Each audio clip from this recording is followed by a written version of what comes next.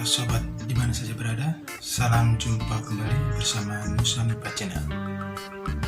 Pada video kali ini, Nusa Nipa akan berbagi tips dan trik bagaimana cara menghindari dan mensiasati jebakan-jebakan pada saat menulis. Entah itu kita mau menulis karya ilmiah, seperti makalah, paper, dan sebagainya, atau kita ingin menulis tulisan-tulisan pendek seperti opini, esai, atau karya sastra seperti cerpen, puisi, dan lain sebagainya. Dalam hal tulis-menulis, khusus bagi penulis pemula, seringkali terjebak dalam berbagai keadaan yang kadang-kadang membuat tulisan kita tidak pernah kelar-kelar dan tidak pernah tuntas. Kita seringkali merasa puyeng, merasa kehabisan ide dalam hal menulis. Merasa puyeng, merasa kehabisan ide-ide itu karena kita terjebak dalam berbagai perangkap. Apa sih jebakan dan perangkap dalam menulis? Ayo simak video ini. Jangan lupa tekan tombol subscribe dan nyalakan loncengnya. Yang pertama, jebakan gelas kosong. Menulis itu menyampaikan sesuatu yang kita miliki, bisa berupa ide atau data. Jika tidak memiliki sesuatu dalam kepala kita, maka ya tidak ada yang bisa ditulis. Ibarat gelas kosong, kita berusaha menuangkan isinya, tapi hanya hampa atau yang keluar hanyalah angin. Banyak yang mengira dengan berpikir keras saat menulis, ide akan berdatangan.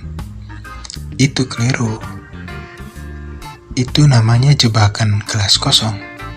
Yang benar, milikilah isinya. Lalu, kapanpun kita mau, kita akan mampu menuangkannya dan mengkonsumsi isi gelas yang kita inginkan. Banyak yang bertanya begini, kok bisa ya menulis kapan saja dan di mana saja?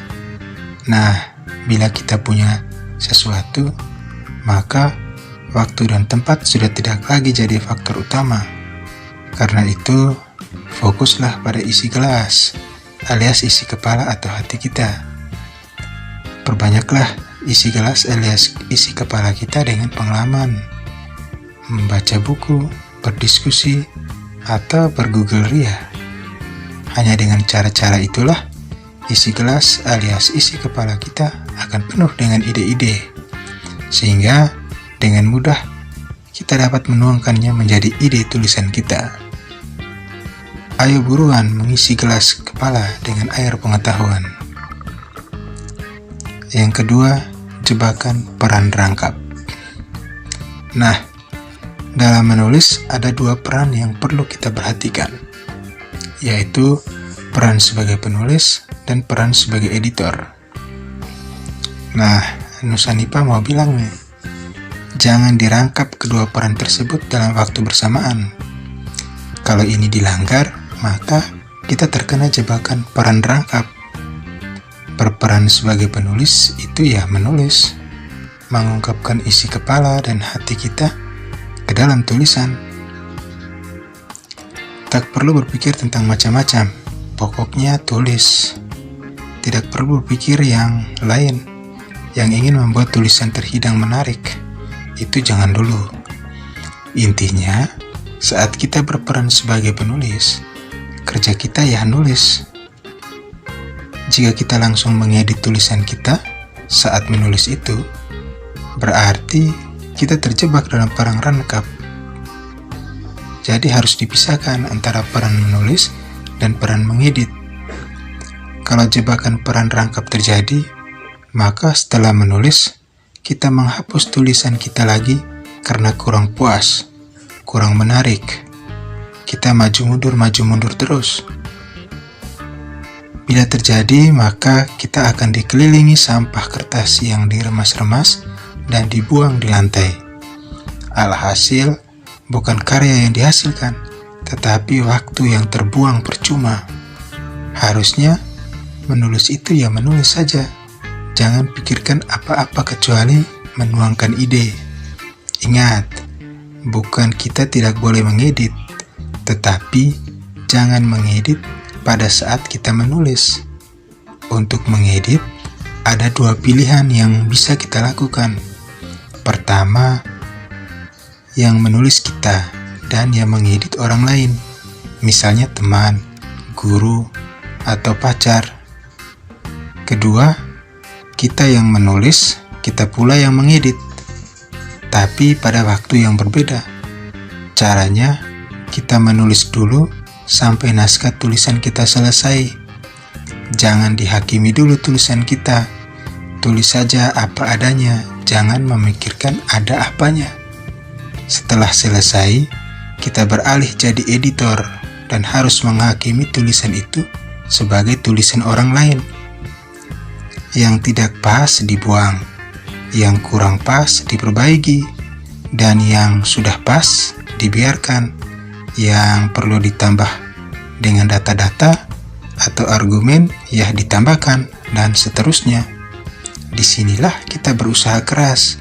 Tulisan yang kita buat harus ada apanya, terhidang menarik, enak dibaca, tidak bertele-tele, argumennya kuat, dan lain-lain. Yang ketiga, jebakan jalan tiada ujung. Setiap penulis harus merencanakan setiap tulisannya. Bila tanpa perencanaan yang matang, bisa membuat kita hilang arah dan bisa tersesat bagai memasuki labirin dan tidak kelar-kelar. Karena itu, kita harus membagi-baginya dalam poin-poin besar dari awal hingga akhir. Jalan keluar menghindari jebakan jalan tiada ujung dengan membuat outline tulisan sebagai arah jalan penulisan.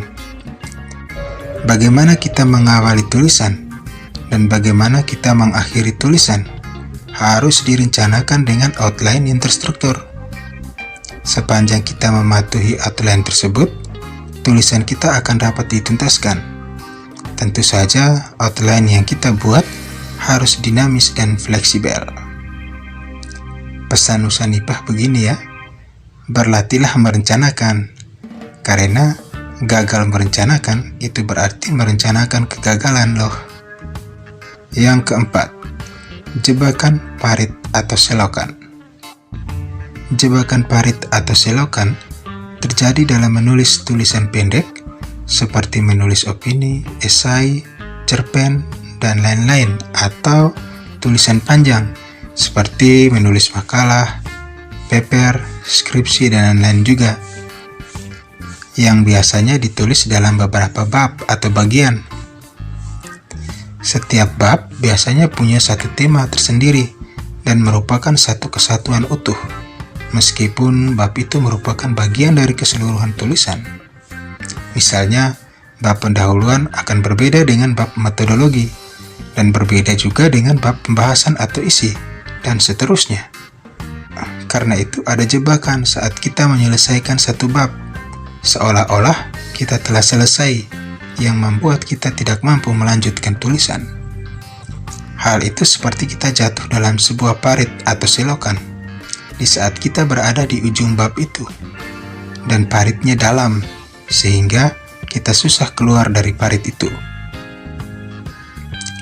Jadi, ada parit di antara bab yang satu dengan bab yang lain.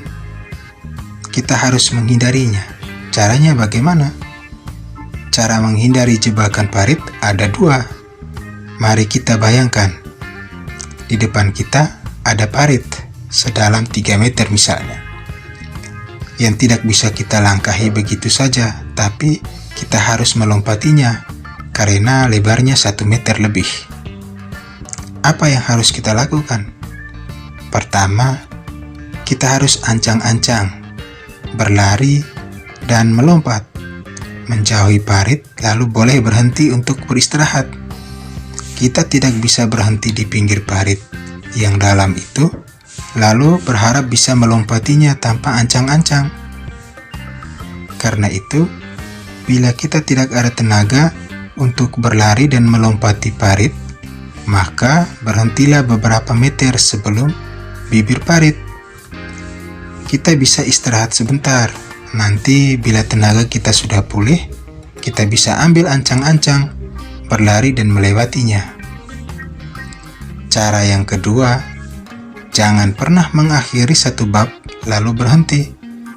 Sebab itu berarti kita masuk ke dalam parit dan akan sulit bangkit kecuali kita sudah penulis hebat. Selesaikan bab itu, lalu tulislah bab berikutnya. Beberapa paragraf, lalu silakan berhenti. Begitu dan seterusnya. Dengan demikian, kita dapat terhindar dari jebakan parit. Jadi, jangan ada parit di antara kita ya. Maksudnya, jangan ada parit yang terlalu dalam di antara bab atau paragraf tulisan.